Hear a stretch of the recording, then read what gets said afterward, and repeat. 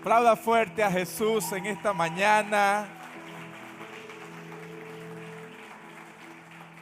Dios es bueno y siempre será bueno, ¿sí o no, iglesia? Levante su mano conmigo y diga: Dios es bueno. Y vamos a darle 30 segundos de aplauso fuerte a Él. Él se merece toda la gloria y toda la honra. Póngase de pie, si aplaudamos de pies al que merece toda la gloria, a Jesús, el Rey de Reyes, el Señor de Señores, el campeón de campeones, el que venció la muerte, el que sana, el que restaura, el que levanta. No hay otro nombre dado a los hombres como el nombre de Jesucristo. Gracias, Señor. Wow. Qué buen tiempo vivimos el fin de semana pasado allí en el Teatro Municipal. Fue un tiempo increíble, vamos creciendo, avanzando. Y gente quedó por fuera, lamentablemente. Y mucha gente me escribió por Instagram: no pude entrar porque usted sabe el horario latino de que es a las 10, llegan a las 11. Pero así la gente aprende, que dice: no, la próxima vez voy a estar temprano. Aunque había gente desde temprano haciendo la cola para poder ingresar al auditorio. Y damos gracias a Dios por eso, porque Él es bueno. Hoy seguimos estudiando el libro de Marcos. Y hoy digamos que va a estar un poco candela el tema que les voy a compartir. ¿Cuántos matrimonios hay aquí? A ver, matrimonios, levante su mano los casados. Ok, los que se van a casar también van a aprender hoy. Así que prepárense esposos, esposas. Al final una parte va a ser dedicada a los matrimonios. Pero vamos a comenzar en el Marcos capítulo 9, versículo 42. Dice: si tú haces que uno de estos pequeños que confían en mí caiga en pecado, sería mejor que te arrojaran al mar con una gran piedra de molino atada al cuello. Esta primera parte que vamos a estudiar hoy habla de ser radicales por Jesús. Ahora podemos ver en pantalla lo que es una imagen de molino. Era algo que se usaba en aquel tiempo. Y ahí podemos ver literal, ¿no?, cómo sería atarse una piedra de molino y caer en el fondo del mar. Y estas piedras tienen un peso aproximado de 400 kilogramos, alguna de 500, depende del tamaño de esta piedra. Pero lo que Marcos está diciendo en este versículo exactamente no es algo literal de que te lances al fondo del mar, sino que está hablando de ser radicales a Jesús, de ser radical en la obra del Señor, de ser radical de sacar todo pecado de nuestras vidas, de ser radical de vivir una vida intencionalmente para Jesús. Todo aquello que te aleja de Jesús, debes sacarlo de tu vida. Debes vivir una vida para honrar a Jesús y una vida que no haga tropezar a otros. Es importante. Recuerden, por ejemplo, en alguna ocasión en la palabra de Dios, el apóstol Pablo le preguntan si era pecado no comer carne. Decía: para mí no es pecado comer carne, y yo lo disfruto, diría el apóstol Pablo. Pero dice: pero si la actitud o el comer carne para mí delante de algunos judíos va a causar problema y va a ser pecado para ellos, prefiero abstenerme a no comer delante de ellos para no ser piedra de tropiezo para ellos. Aquí está hablando de la madurez como hijo de Dios que usted y yo debemos tener, en no hacer cosas para hacer pecar a otros, en no hacer cosas para que otros caigan en tentaciones. Porque hay cosas que usted y yo podemos hacer con la madurez espiritual, pero si tenemos a un nuevo creyente que todavía está en el proceso de crecer en Jesús, podemos hacer piedra de tropiezo para él. Algunas personas me han preguntado: pastor, ¿es malo beber vino o no? Beber vino no es malo, es saludable incluso. Malo es rascarse, exceder los límites. Ahora, una vez yo estuve con un amigo y él me decía: Gabriel, yo fui alcohólico durante 20 años. 20 años estuve alcohólico y tomé mi decisión de seguir a Jesús. Y cuando decidí seguir a Jesús, yo hice un pacto con Dios que ni una copa de vino me iba a beber, porque yo sé mi debilidad. Por lo tanto, debo ser radical a Jesús. Entonces, imagínense que yo con mi amigo vaya y le diga, hey, pero una copita de vino no hace mal. Puedo ser una piedra de tropiezo para que él vuelva a un vicio del cual ya Dios lo ha librado. Ahí es donde debemos cuidarnos como hijos de Dios, en saber en qué momento hacer las cosas.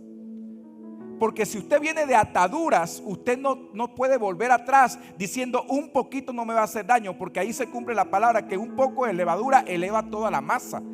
Hay cosas en su vida de las cuales usted ha venido luchando y Dios lo ha hecho libre. No vuelva atrás, no tome ni un poquitico, ni haga un poquitico, porque ya Dios lo hizo libre. Por lo tanto, no podemos volver a nuestro pasado. Y nosotros como hijos de Dios, si tenemos amigos que han venido luchando de ataduras, no puedo ser una piedra de tropiezo para él hacerlo volver atrás. Es allí donde tenemos que cuidarnos. La madurez espiritual. Hay cosas. Ejemplo, si yo sé que hay algunas tendencias cristianas donde ellos creen que yo usar pantalones pegados y rotos es pecado para ellos, yo me abstengo cuando voy a iglesias de este tipo de denominaciones en vestirme un poco más a su conducta para que ellos no caigan en pecado diciendo cosas que no son. Yo no puedo ir allá y decir, ay, ese es el problema de ellos, que ellos crean que eso es pecado. Yo voy a ir allá porque soy una piedra de tropiezo. Yo, por ejemplo, no soy de usar traje, partó, corbata. Eso no es para mí. Aunque últimamente que me los pongo digo, wow, qué guapo me veo. Parezco así un tipo empresarial. Y recuerdo que una vez fui a un matrimonio y me vestí un poco más a mi estilo. Y el Señor me reprendió por medio de un pastor amigo. Y el Señor me dijo, es deshonroso ir a un matrimonio cuando vas a oficializarlo vestido de forma casual. Debes vestirte elegante porque es una sola vez en la vida y debes honrar el pacto del matrimonio. Y desde ahí yo aprendí a vestirme elegante para un matrimonio. Es más, con esta pareja después yo le pedí perdón. Yo le dije, perdónenme porque me vestí de forma incoherente para su matrimonio.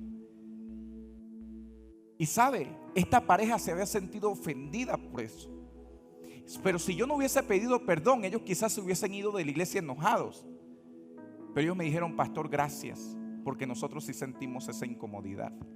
Pero gracias por reconocerlo y pedirnos perdón. Nosotros te perdonamos. No fui una piedra de tropiezo, porque si yo no pido perdón, soy una piedra de tropiezo para ellos. Y se van enojados con una causa legal. Debemos cuidar nuestras actitudes delante de otros. Debemos cuidar nuestras acciones delante de otros para no ser una piedra de tropiezo, sino ser una fuente de bendición para la gente. Que la gente pueda decir, yo voy a seguir a Jesús porque este sabe seguir a Jesús. Eso es importante, iglesia. Sigue diciendo 9, 43, 45, 47. Si tu mano te hace pecar, córtala. Es preferible entrar en la vida eterna con una sola mano que en el fuego inextinguible del infierno con las dos manos. Si tu pie te hace pecar, córtatelo. Es preferible entrar en la vida eterna con un solo pie que ser arrojado al fondo del infierno con los dos pies. Y si tu ojo te hace pecar, sácatelo. Es preferible entrar en el reino de Dios con un solo ojo que tener los dos ojos y ser arrojado al infierno. Ahora, aquí no está hablando literalmente Jesús de que usted pecó, ponga el machete y córteme la mano porque soy radical por Jesús. No, está hablando de ser radicales con las acciones que tú y yo debemos tomar para seguir a Jesús. Porque si alguien ve pornografía y dice, mi ojo me está haciendo pecar, y se lo saca, con el otro también puede seguir viendo.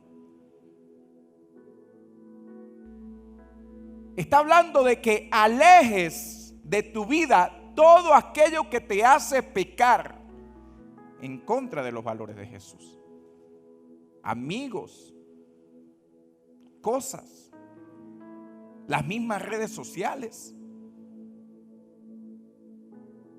Me encantó la obra que montamos, que se montó para el aniversario, que lo vieron en el servicio de jóvenes, el aniversario, porque es una realidad. Usted piensa, dígame si no le ha pasado, que usted piensa, hey, a mi carro le faltan cauchos, y al día siguiente todo el Instagram y todas las redes sociales le sale el caucho por todos lados. Le leen el cerebro con ese sistema que hay. Entonces Satanás sabe si hay una debilidad en ti, te lo va a poner allí. Te está hablando entonces de ser radical, de alejar todo aquello que te aleja de Jesús. No permitas que en tu vida nada te lleve al pecado. Debes ser radical en cortar con todo aquello que te lleve al pecado. Radical en seguir a Jesús. El 9:48 dice: donde los gusanos nunca mueren y el fuego nunca se apaga. Está hablando del infierno. Y algunos dirían o quisieran borrar el infierno de la Biblia, pero existe, es una verdad. Hay dos caminos, el cielo o el infierno. Algunos dirían, pero ¿por qué si Dios es amor existe el infierno? Dios no envía a nadie al infierno. Jesús no envía a nadie al infierno. En cada uno de nosotros está la decisión de ir donde queramos ir. Usted decide dónde quiere pasar su eternidad. Es una decisión personal. Pero lo único que le puedo decir es que el único camino, la verdad y la vida es Jesucristo. No hay otro nombre. Y el deseo de Dios es que todos procedamos al arrepentimiento para recibir la salvación y la vida eterna con nuestro Señor Jesucristo. El deseo de Dios no es que vayamos al infierno. Para eso murió Jesús, para librarnos de la condenación. Pero cada quien decide dónde quiere pasar la eternidad. No hay otro. Solo en Jesús hay salvación. 9:49. Pues cada uno será probado con fuego. Las pruebas son necesarias en la vida. Todos seremos probados. Todos vamos a pasar por procesos de prueba. Pero el deseo de Dios es que en medio de la prueba nuestra fe pueda crecer y ser aumentada. Seremos probados con enfermedades muchas veces. Seremos probados económicamente. Es más, algunos son probados en la prosperidad.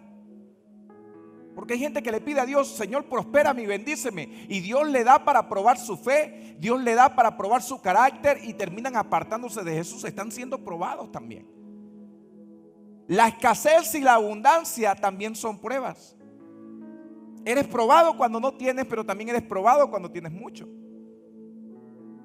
Pero el deseo de Dios es que cada situación que tú y yo enfrentemos nos lleve a crecer en el Señor, nos lleve a confiar más en Dios. ¿Qué haces cuando estás en situaciones difíciles? ¿Abandonas tu fe o esa fe se hace más firme? ¿Estás escogiendo la fidelidad a Dios o tu seguridad? ¿Qué haces en esos momentos? Miren este post que leí en Instagram y que ciertamente es una realidad muy triste. Dice: habrán cristianos afganos que morirán esta semana porque han escogido su fidelidad a Dios sobre su seguridad personal. Mientras que habrán cristianos en otras partes del mundo que no asisten a la iglesia esta semana porque han escogido su seguridad personal y su disfrute sobre la fidelidad a Dios. En Afganistán, algunos que en esta semana quizás morirán por la causa de Jesús. Mientras que en otros países como los nuestros, algunos un domingo amanecerán muy cansados y agotados para ir a levantar sus manos a la iglesia y adorar a Jesús y decirle: Señor, escojo venir aquí a adorarte a ti antes de quedarme para mi disfrute. Nos debe hacer reflexionar este tipo de cosas. ¿Qué tipo de cristianos somos? ¿Qué tipo de cristianos estamos levantando en este tiempo? Tengo que alimentar mi fe y mi pasión por Jesús todos los días. Nada haces si solamente alimentas tu fe un domingo en la mañana. Si solamente vienes un domingo ya y ese fue tu único día de adorar a Dios, nada haces.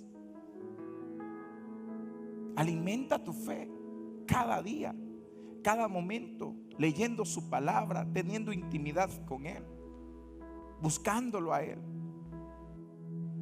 Es tiempo de una iglesia que está decidida a todo por Jesús, que está radicalmente anclada a Jesús para seguirlo a Él y levantar su nombre en alto. Es tiempo, iglesia. El 9:50 dice: la sal es buena para condimentar, pero si se pierde su sabor, ¿qué la harán salada de nuevo? ¿Qué la hará salada de nuevo? Entre ustedes deben tener las cualidades de la sal y vivir en paz unos con otros. Ahora, ¿para qué sirve la sal? Sirve para preservar, por ejemplo. Tienes un alimento y, por ejemplo, en el llano puedes agarrar carne, le echas sal, la pones al sol durante varios días y es carne seca. Y la preservas de que se pudra. La sal sirve para preservar. ¿Para qué más sirve la sal? Para dar sabor. Una comida sin sal es insípida. Lo mismo, aquí le está diciendo el Señor Jesús, por medio de su palabra, que debe ser la sal de este mundo que preserva, pero que también da sabor. También la sal purifica, sirve para heridas, prevenir infecciones, que es doloroso indudablemente, pero ayuda. También sirve para derretir el hielo, por ejemplo, en las zonas frías, donde hace mucho frío. En las calles echan sal y un camión va pasando limpiando y esto hace que el hielo se derrita.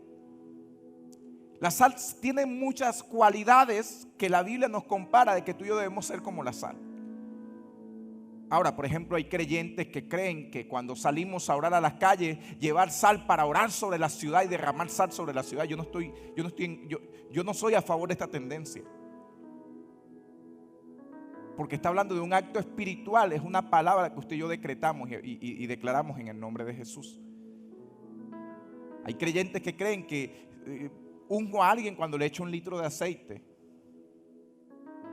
Antiguo Testamento, Antiguo Pacto, eso representaba al Espíritu Santo en su momento, pero ahora usted y yo tenemos al Espíritu Santo de Dios. Y cuando damos la palabra, el Espíritu Santo de Dios acciona y obra. No necesitamos llamarlo de otra forma.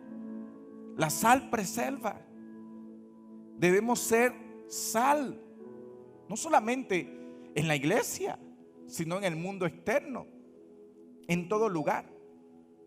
Me hace recordar, por cierto, cuando yo estaba más adolescente, íbamos a un campamento en los llanos de Apure, bien profundo, Capanaparo. Lo interesante de Capanaparo es que es una zona de indios. Y eso es desierto, literal. Y yo recuerdo que nos montaban en el bus y nos íbamos para allá 4 o 5 horas metidos al monte adentro. Y algunos íbamos porque queríamos pasar unos días chéveres. Pero lo interesante de Capanaparo es que tú llegabas medio descarriado, te venías pero súper consagrado a Dios. Te cuento por qué te venías consagrado. Porque las manifestaciones demoníacas eran impresionantes. Eran impresionantes, o sea, porque es una zona donde se hacen muchos pactos. Los indios traen pactos de brujería y hay muchos demonios sueltos en esas zonas. Para que el que no sepa, los demonios existen. Y yo recuerdo que un día estábamos muy cansados. Yo fui, me acosté como a las 6 de la tarde y poníamos las hamacas, los chinchorros por allá separados, varones por un lado, las hembras por otro lado. Y me quedé profundamente dormido. Me despierto y todo oscuro. Ya eran las 7 y tanto. Y cuando me despierto, digamos que el campamento principal quedaba como a 3 cuadras de acá. Y yo me despierto y estoy solo en las zonas de hamaca. Y cuando yo me despierto, oh Dios mío, ya yo sé lo que podía venir. Y ahí es donde uno se pone evangélico.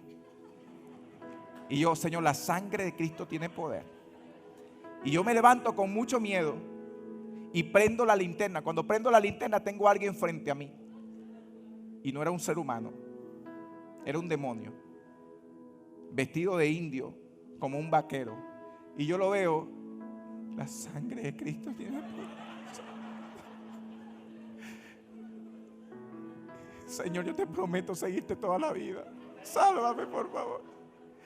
Y es este momento donde tú te asustas y solamente vas a decir: la sangre de Cristo tiene poder, la sangre de Cristo tiene poder, la sangre de Cristo tiene poder, la sangre de Cristo tiene poder, la sangre de Cristo. Y comencé a correr a todo lo que daba. Y el vaquero venía detrás de mí. Y yo corría y él caminaba, pero sus pasos eran gigantescos. Y llegué al campamento súper cansado. ¿Qué pasó, Gabriel? Ahí está. ¿Ahí está qué? Nadie lo veía, solamente yo lo veía. Recuerdo que ese día era el segundo día y eran 7 días lo que vivíamos allí. Desde ese día yo clamé como usted no tiene idea. A las 5 de la mañana vamos a orar. Yo era el primero que estaba ahí para orar. El devocional, ahí yo estaba. Una noche estábamos acostados y de repente, como a las 2 de la mañana, un desastre. Cuando nos levantamos, árboles cortados. Los árboles cortados, pero muchos árboles.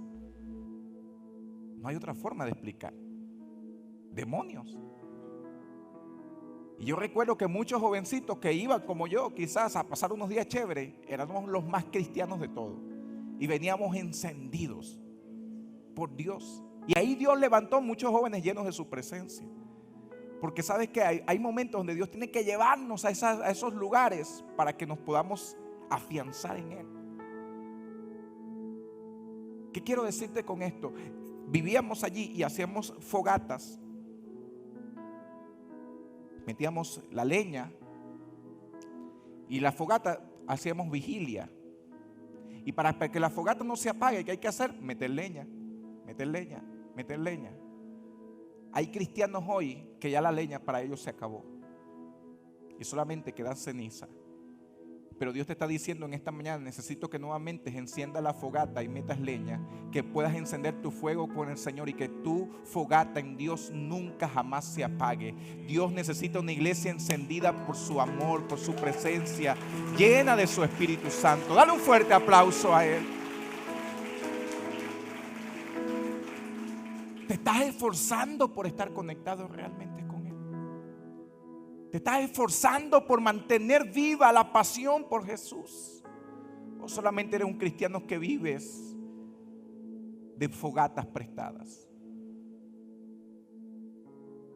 Es tiempo de que cada uno podamos analizarnos y decir: Señor, yo voy a vivir para ti. Capítulo 10, versículo 1 al 5, que se me va el tiempo y aquí que viene lo bueno. Luego Jesús salió de Capernaum, descendió a la región de Judea y entró en la zona que está al oriente del río Jordán. Una vez más las multitudes lo rodearon y él les enseñaba como de costumbre. Unos fariseos se acercaron y trataron de tenderle una trampa con la siguiente pregunta: ¿está bien permitir que un hombre se divorcie de su esposa? Jesús le contestó con otra pregunta. Vean lo interesante, Jesús no caía en discusión con ellos.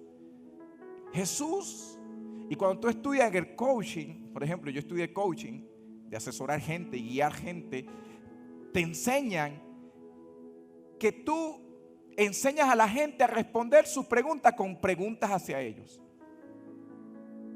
Porque la vida pastoral te enseña, alguien te dice: pastor, yo quiero que usted ore por mí y que yo me voy a meter en este negocio, ore por mí. Pastor, ¿qué usted cree? Bueno, sí, vaya, excelente, adelante. Y después le va mal y dice: pastor, por culpa suya me metí en ese negocio. O usted le dice: no lo haga, y van y lo hacen. Entonces el coaching te enseña a que enseñamos a la gente a responder para ellos mismos. Y eso es lo que hacía Jesús. Dice: Jesús le respondió con otra pregunta y les dijo: ¿qué dijo Moisés en la ley sobre el divorcio? Bueno, él lo permitió, contestaron. Dijo que un hombre puede darle a su esposa un aviso de divorcio por escrito y despedirla. Jesús le respondió: Moisés escribió ese mandamiento solo como una concesión ante la dureza del corazón de ustedes. Siempre venían con este tipo de preguntas. Ahora, nuestra opinión no vale de nada, sino que vale la opinión de lo que está en la palabra de Dios. Hoy mucha gente opina de diferentes cosas y los influencers opinan de diferentes cosas. No se deje llevar por lo que dice un predicador o lo que dice un influencer. Busque la palabra de Dios, que aquí está la verdad. Aquí está la explicación de todo, de lo que usted debe hacer y lo que no debería hacer. Mire, Dios no está a favor del divorcio. No está a favor del divorcio. Usted debe luchar por su matrimonio hasta más no poder. Usted debe luchar por su matrimonio. La única concesión bíblica que hay del divorcio es el adulterio. Ahora, si hay maltrato psicológico y maltrato de golpes, también yo voy a favor de esa tendencia. Porque si un hombre está para maltratar a su esposa, no es permitido. Malaquías 2:16, por ejemplo, dice: pues yo odio el divorcio, dice el Señor, Dios de Israel. Divorciarte de tu esposa es abrumarla de crueldad, dice el Señor de los ejércitos celestiales. Por eso guarda tu corazón y no le seas infiel a tu esposa. Nos manda a los hombres a ser fieles a nuestras mujeres, a cuidar de ellas, a velar por ellas. No es que alguien te llega y te comienza a hablar y tú dices: bueno, ya yo no amo, ya yo no siento nada por esta persona. Lucha por tu matrimonio. Ahora, si eres divorciado, no te sientas condenado. Dios te ama. Conozco muchos matrimonios o personas que eran casadas, se divorciaron por situaciones difíciles, se casaron, conocieron al Señor y hoy están dando frutos en abundancia. Lo importante en el Señor es luchar por tu matrimonio. El capítulo 10, versículo 6 dice: pero desde el principio de la creación Dios los hizo como hombre y mujer. Nos da claridad, no hay otro. No es que ella, él, hombre, mujer. Amamos a los homosexuales, pero no amamos el pecado que fluye dentro de ellos. Los amamos a ellos como personas, porque la mayoría han sido abusados, marcados por Satanás. Lesbianas han sido abusadas. La mayoría de esta comunidad vivieron abusos en la infancia. Por eso Satanás los marcó. Pero amamos a ellos, no amamos el pecado de ellos, pero como personas lo amamos. Yo puedo ver a una persona homosexual y no voy a sentir nada, en contra. Yo lo que pido es amor de Dios para sus vidas, porque es lo que debemos hacer como iglesia. Versículos 7 y 9. Esto explica por qué un hombre deja a su padre y a su madre y se une a su esposa, y los dos se convierten en uno solo. Como ya no son dos, sino uno, que nadie separe lo que Dios ha unido. Mire, la institución del matrimonio fue dada por Dios, no fue dada por el gobierno. Y la institución del matrimonio dada por Dios dice que es entre un hombre y una mujer. Hoy los gobiernos pueden decir que es hombre con hombre, mujer con mujer, pero para mí eso no tiene validez. Tiene validez lo que dice la palabra de Dios. El matrimonio es entre un hombre y una mujer. También dice que dejará a su padre y a su madre, así que las suegras dejen de meterse en los matrimonios de sus hijos. Pero es que debería hacer esto, hija. Y yo sé que más. Y eso no es problema suyo. Hijo, deje de escuchar a su mamá, que le cocina bien. Es que no le va a cocinar como yo cocino yo. Ay, sí, mami, extraño tu comida. Su mamá queda atrás. Debemos honrar a nuestros padres, sí. Pero ahora su prioridad es su casa y su matrimonio. Que lo que Dios une, nadie lo separe. Moisés permitió el divorcio por la dureza del corazón de la gente. Ahora, dentro de esto está el poder de la unidad. Los hombres tenemos que honrar la unidad del matrimonio, entendiendo a nuestras esposas, aunque no es fácil. Se los digo, 12 años de esclavitud. ¿Ustedes vieron esa película? Yo no estoy hablando del matrimonio, estoy hablando de una película que se llamaba 12 años de esclavitud. Debemos buscar el bien de ellas. No es fácil. Mire, es que las mujeres cuando se casan piensan que uno es un hijo de ellas. Si te ven sentado se enojan. Si te ven acostado se enojan. Tú puedes trabajar demasiado y llegas a tu casa y te sientes y te dice, ahí viene este a sentarse. No hace más nada. Oh my God. Y aún así Dios nos dice, hónrala, cuídala. Por eso usted tiene que orar todos los días, Señor, ayúdame. Ayúdame. No es fácil para los que se van a casar, que piensan que el matrimonio es fácil. No. Prepárense. Prepárese. Efesios 5, 25, 26 dice, para los maridos eso significa, ame cada una a su esposa tal como Cristo amó a la iglesia. Y Él entregó su vida por ellas a fin de hacerla santa y limpia, al lavarla mediante la purificación de la palabra de Dios. Ame a su mujer. Yo oro, Señor, dame amor para con mi esposa, porque algunas veces no es que no la ame, ojo, que algunas veces me hace enojar oye, y dame amor, Señor, dame tu amor, así como amas a tu iglesia, porque usted y yo fallamos, pecamos y el amor de Dios sigue intacto para nuestras vidas, así mismo. Ahora, para las mujeres, porque creen que se vivan ahí libres, no, tienes que honrar el hombre y el orden de la unidad, estableciendo al hombre como cabeza del hogar. Génesis 3:16 dice, darás a luz con dolores. Y yo entendí esto estudiando la palabra. Y dice, y querrás gobernar sobre tu marido, pero él te gobernará a ti. Amén, hermanas. Ahí sí se quedaron calladas, ¿verdad? Porque es tendencia de la mujer querer gobernar.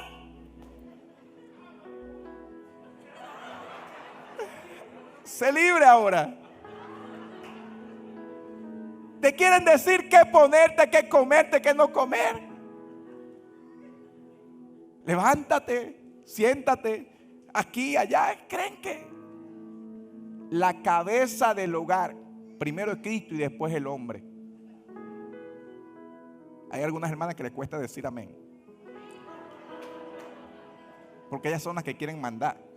Y no es así. Génesis 3:16. Pegue lo grande, hombre, allá en la puerta de su casa. Y querrás gobernar sobre tu marido, pero él te gobernará a ti. Usted no tiene un hijo más. Usted tiene un hombre que es cabeza de su hogar. Quizás él no honre a Dios. Usted con su testimonio gánelo para que él honre a Dios.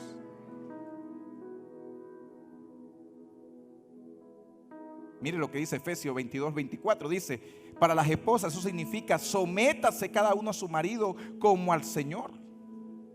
Porque el marido es la cabeza de su esposa, como Cristo es la cabeza de su iglesia.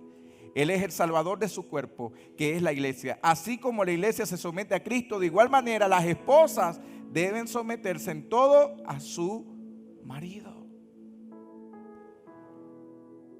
El hombre sin Dios quiere orden, unidad,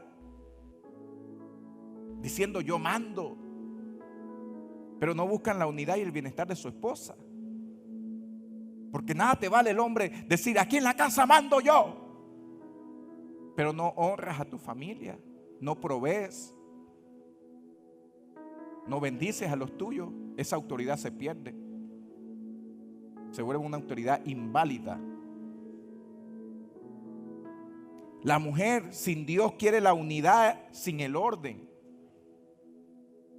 Dicen, yo quiero la unidad, amor, entendimiento, pero tú no me vas a decir qué yo voy a hacer. Esas son las que no tienen a Cristo, ¿verdad? Gracias a Dios que aquí todas las mujeres tienen a Cristo y todos los hombres tienen a Cristo. Eso es en otro lado, esto es fuera de valiente, aquí no. Aquí todas las mujeres son santas. Mi amor, ¿qué quiere? ¿Cuándo? ¿Dónde? Como usted mande, Lord. Vamos a hablar las cosas que no son como si fuesen. Deje de controlar a su esposo y ore por él. Porque hay mujeres que piensan que controlando que van a tener el control. Usted va a tener el control a través de la oración. Si su esposo está haciendo algo que no es de Dios, ore por él.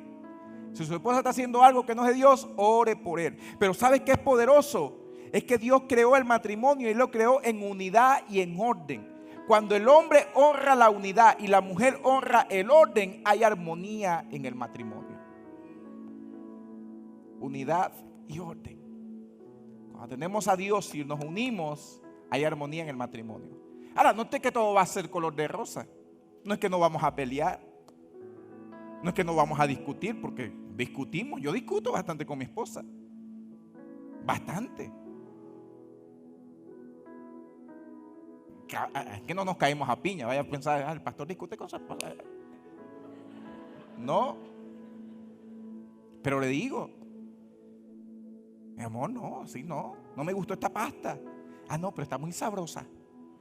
Pero a mí no me gustó.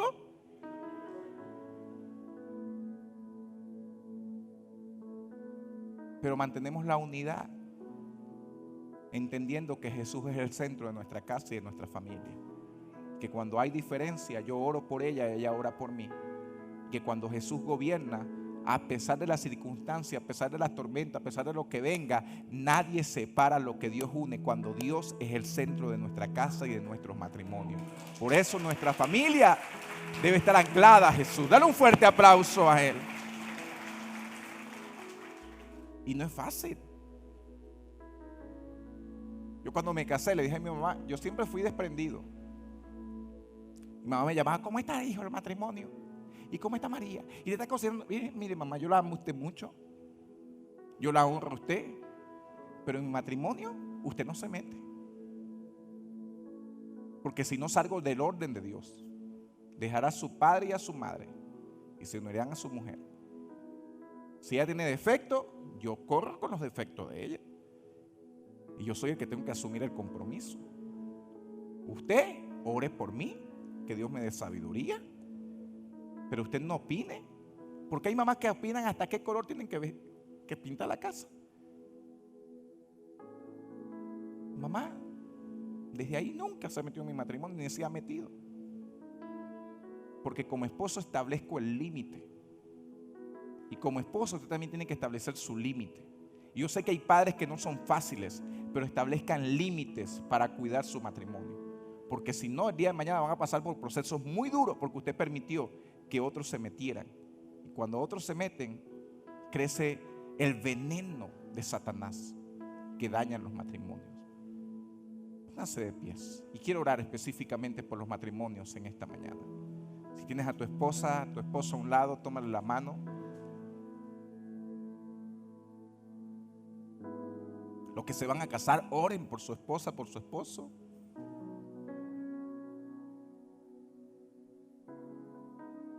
Vamos a establecer matrimonios fuertes en Jesús.